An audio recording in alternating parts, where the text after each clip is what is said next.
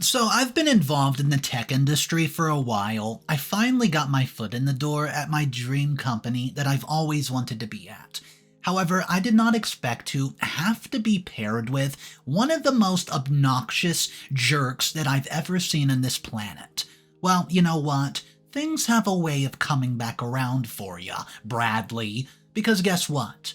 I'm not only going to one day take over this company, I'm going to make sure you get fired. I want to start this off by saying that I'm not looking for legal advice. I've already consulted my legal team, and I know without any uncertainty that any decision I can make in this situation is entirely legal. That's not what I'm posting this for. What I need is some feedback on the morality of the situation at hand. Having dealt with my fair share of unsavory individuals throughout my career, I never want to become one of them without realizing it, so for the sake of anonymity, I'm going to keep a lot of the details quite vague, but if you feel that I've left out any pertinent information, let me know in the comments and I'll try to explain what I can. Anyways, I'm 32 and male. I've been working in the tech industry, and since, before I graduated college, I was fortunate enough to have basically always known what I wanted to do. Some people feel a pull towards the art. Some people feel they're gifted athletes, and I was a grade A nerd from day one, guys. I knew without a shadow of a doubt that I was going to do and where I was going to do it. Growing up in a relatively big city, there wasn't really a shortage of tech companies around me. However, the one that captured my attention and kept it was a local company that often had a booth at my school's career fair. It was probably 7 the first time I spoke to a representative of the company, which we'll call light work for the purpose of this post. I'd tagged along the career fair with my older sister and spent the rest of the afternoon hovering around Lightwork's booth. The representative must have noticed me orbiting their station and decided to give me a rundown on what they did. I was in love immediately, and that love never faded. I managed to snag an internship, and then during my senior year, and then again in college, which let me work with a couple of different departments and get a good feel for the company of the field as a whole. After graduation, I applied to one place and one place only.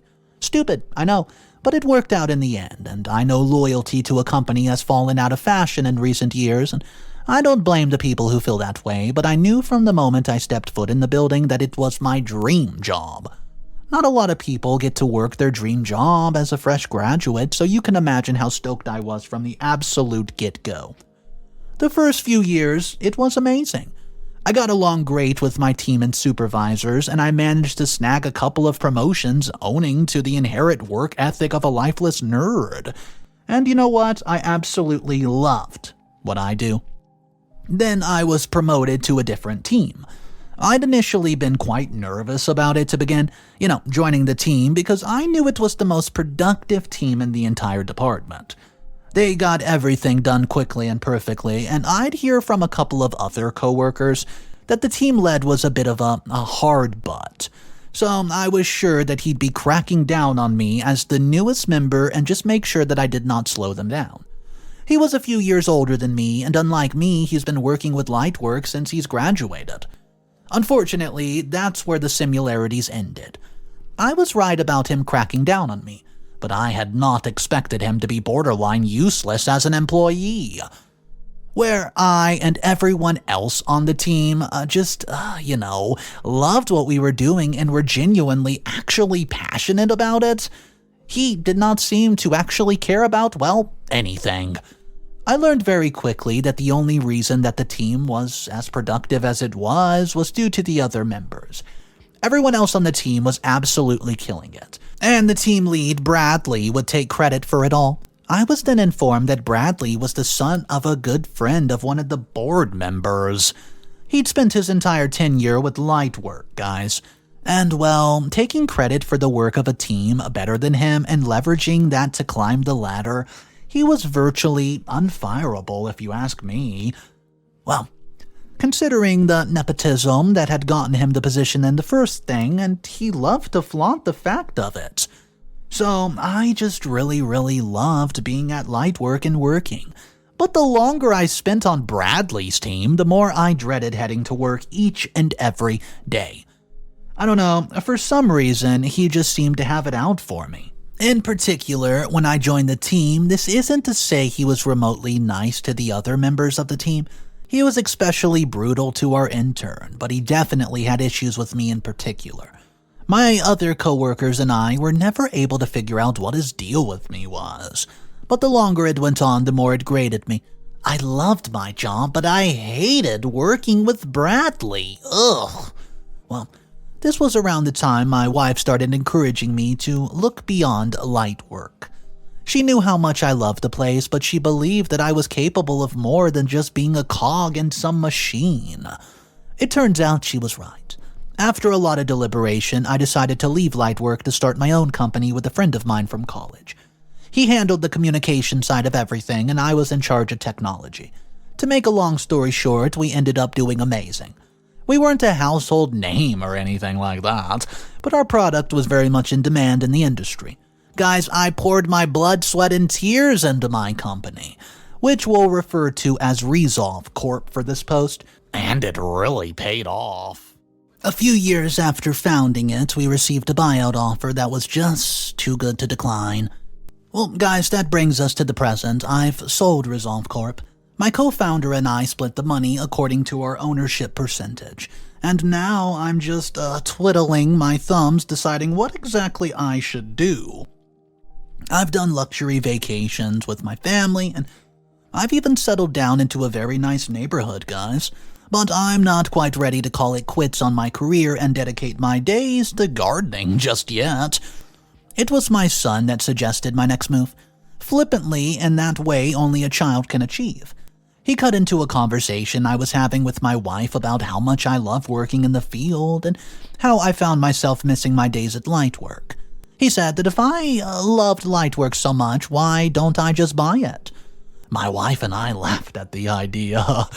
Well, then that night his words started tickling my brain.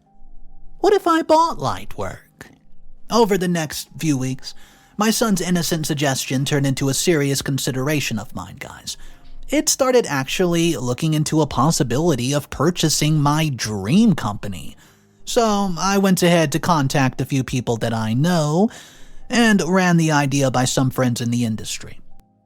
It started to become more considerable. It was an actual tangible option. The reason I'm writing this is because despite having fun this idea by my fair share of people, I don't know if it's just a bit weird.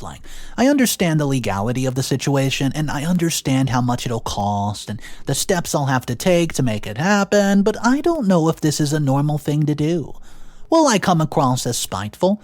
I love Lightwork, and I would hate for anyone to think that I'm only interested in them because I left and now want them under my thumb. I really have no idea what kind of advice or reassurance I'm looking for here, but anything would be appreciated. It's a weird thing to do, isn't it? Update number 1. Hey guys, alright, I've made a decision. First off though, I've read through your comments and I'd like to provide some additional information that was requested as well as I can without exposing myself. Before that, for those of you who have slid into my DMs in hopes of getting a handout, I'll not be sending money to anyone on this site.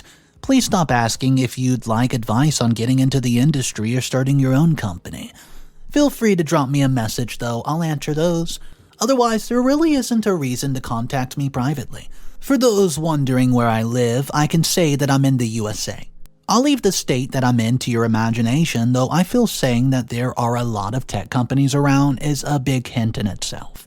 For the people who are wondering why I don't mention my wife and child in any other part of the post, it's because it's not relevant to the content of the post, and I don't want to risk giving away my identity information. Trust me, I could go on and on about my family forever, so it's best for the word limit that I don't get started on that. As for the actual update, guys, I've decided to go ahead with the purchasing of Lightwork. Seeing as it's been a while since my first post, we're actually a good way into the process already. Having just recently gone through this on the side of the company, being bought out, being the buyer is an interesting experience. I was never particularly involved with the higher-ups at Lightwork when I worked there, so there are a lot of new faces who are vaguely familiar and who are vaguely familiar with my work with them. The main owner seems relieved that I genuinely care about the company. which I think was a large reason that he even was willing to sell. I know a lot of people were wondering why I was so unsure about purchasing the company, and really there was nothing more to it than a bit of social awkwardness. I thought it would be weird to see my past colleagues as their boss, but a little run-in I had earlier today changed my mind on the matter. Basically, my legal team and I were at Lightwork building to meet with a couple of the higher-ups, just to get over on some aspects of the buyout. After everything was handled and my legal team left, I stuck around to chat with one of the higher-ups who was curious about my previous experience working at Lightwork. It was a good conversation, but nothing relevant enough of the story. I mention it just to say that I was in the building for a little bit longer by myself, shortly after I was going to head out. I took the elevator down, and it happened to pick up another passenger on the way. Guess who? Bradley. I hadn't seen him or interacted with him in a way since I left Lightwork a few years ago, so it was definitely shocking for the two of us. I figured that I would run into him at some point, but I wasn't really expecting today. Clearly he wasn't either, but he recovered faster than I did. He asked what I was doing here, and not wanting to reveal too much too soon, I just said I was dropping off some stuff that I hadn't realized I had with me. He just laughed and told me that I should just admit that I was back here to grovel for a job. I was speechless for a moment, and before I could think of anything smart to say back, we arrived on the first floor. Instead of dignifying him with a response, I decided to just leave. After all, actions speak louder than words, and I can't think of anything better than watching his face when I'm introduced as his new boss soon. I'll update you guys about it. Update number 2. I'm back with another update. I don't think that I'd get as much enjoyment out of typing these up as I do. Maybe I should take up journaling. Once again, I first want to request that people please stop DMing me for money. I'm not going to send any money. Please stop asking. I have, however, loved the messages about breaking into tech, so feel free to reach out for anything like that. The main reason for this update is that I've received a number of comments and messages since my last update about Bradley. My ex-coworker/team lead, I initially was just going to avoid him, which would not be very hard until I was officially his boss. But a lot of suggestions I've received have made me look at the situation in a more creative light. Almost everybody who had something to say about my last run-in with him thinks that I should mess with him a little. Let him dig his own grave a little more so that it's much more satisfying when the truth is revealed. Now, I was raised to be a good man. Integrity, honesty, all the above, and the values my parents instilled in me told me to leave the situation as it is and not bother with him at all. However, given the fact that he went out of his way to make rude assumptions after not having seen me for years, I think I can excuse a little bit of mischief.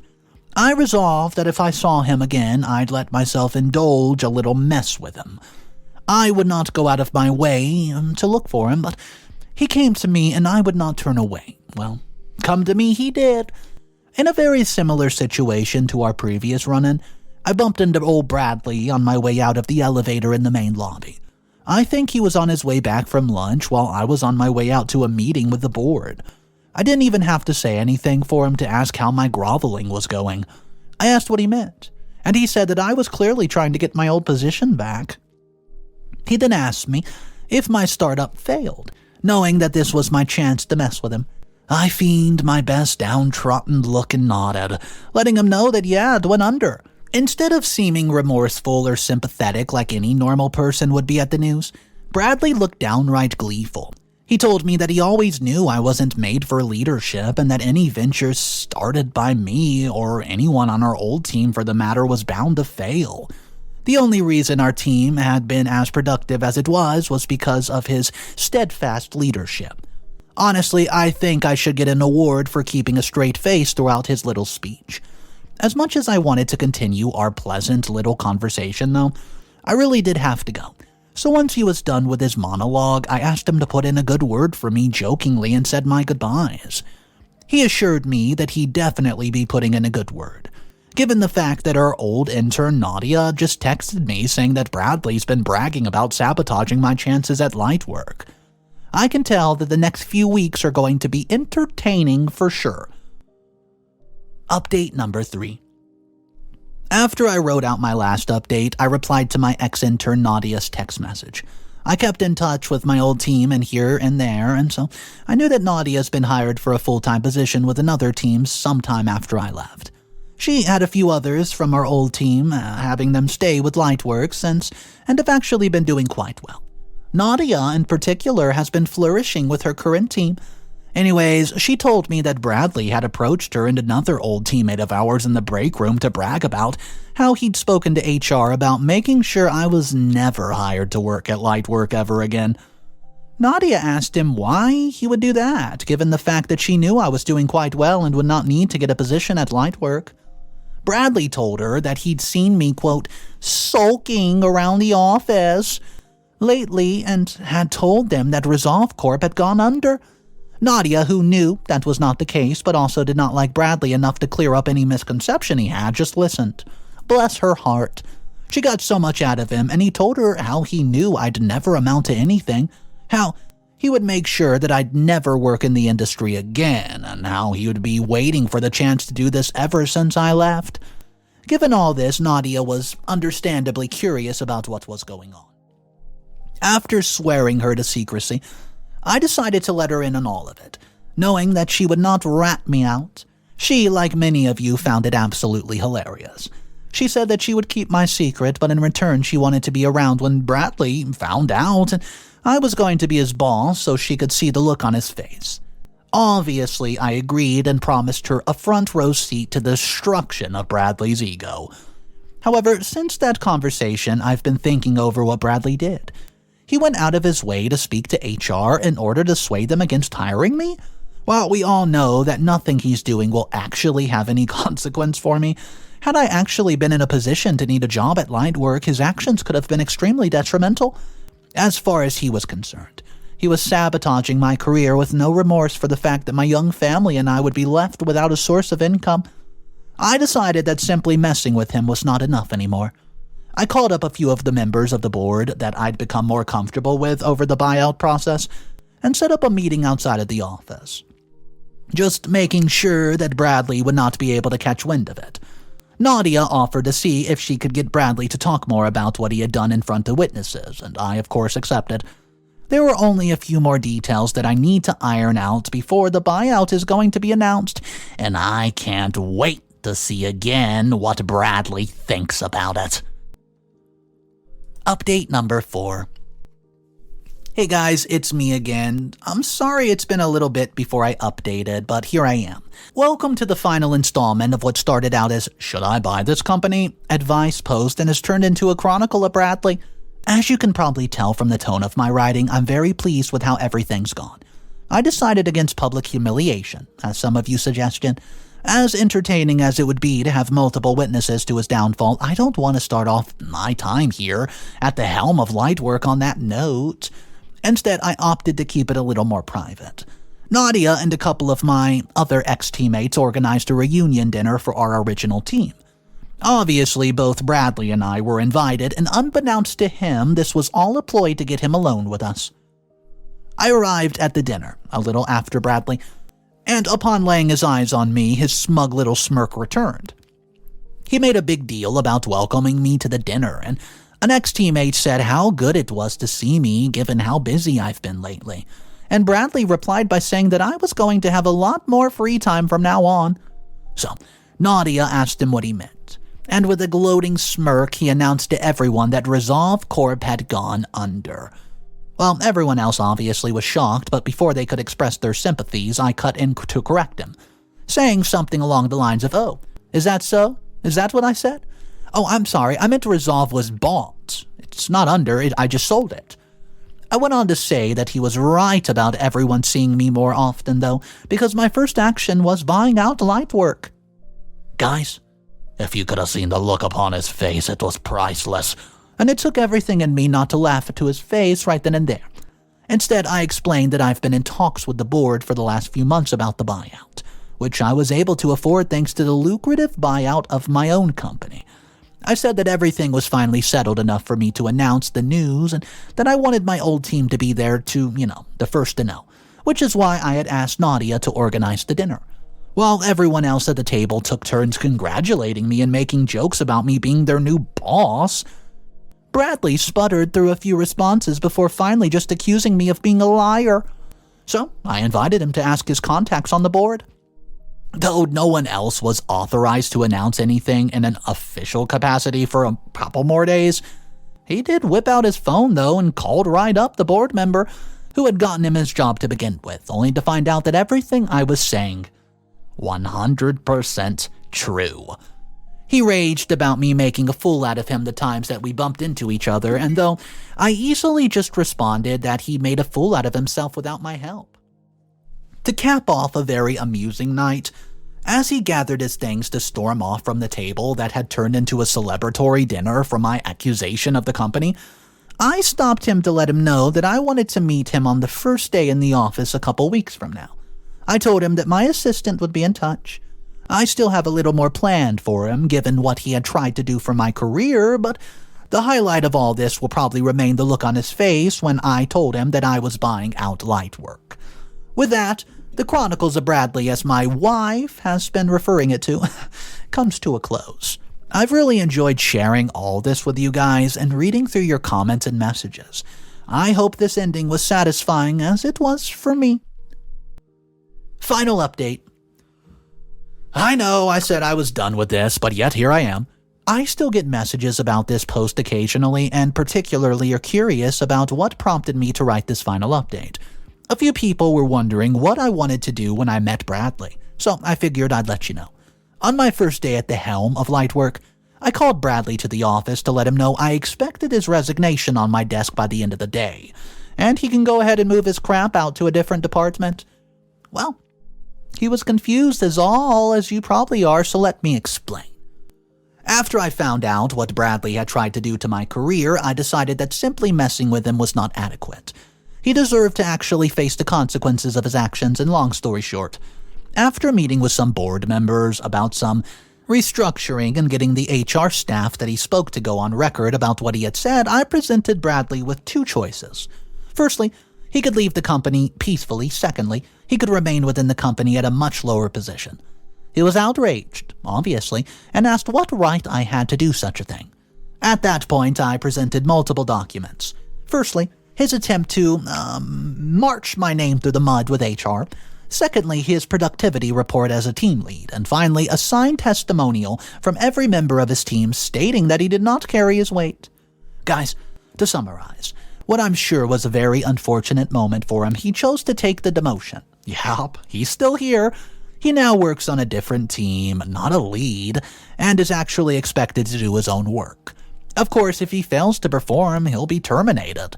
His salary decreased significantly, and given the fact that his contact on the board decided to retire after my accusation, he can't really go running to anyone. In other news, Nadia's been promoted to take Bradley's previous spot. She's doing great. All in all, I'm really happy with how it all turned out. Almost everyone is, with the exception of old dear Brad. The end for real this time. See ya. Okay guys, this is like a prime example story of how you treat people comes around, and it's called karma. What Bradley did was disgusting. He's obviously not comfortable with his own self.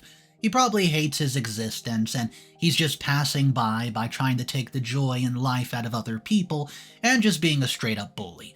And I can't begin to tell you guys how much I like narrating stories where a bully gets what he deserves. Guys, what did you think of it? What did you think of Bradley? What did you think of OP making the big risk of quitting his lifetime job that he's always wanted and adventuring out on his own and flourishing? Let me know in the comment section down below, guys. I love these kind of stories, and I hope you did too. And if you want more of these, let me know. My name is Mr. Reddito. I narrate stories like this every day. If you guys are dealing with a Bradley at your place of work or just anywhere in life, let me know your story, and let's see if we can brainstorm about how to get some justice or karma. Guys, have a great day. I'll see you tomorrow. Hit that subscribe button, please. And of course, remember, it's cool to be kind. See ya.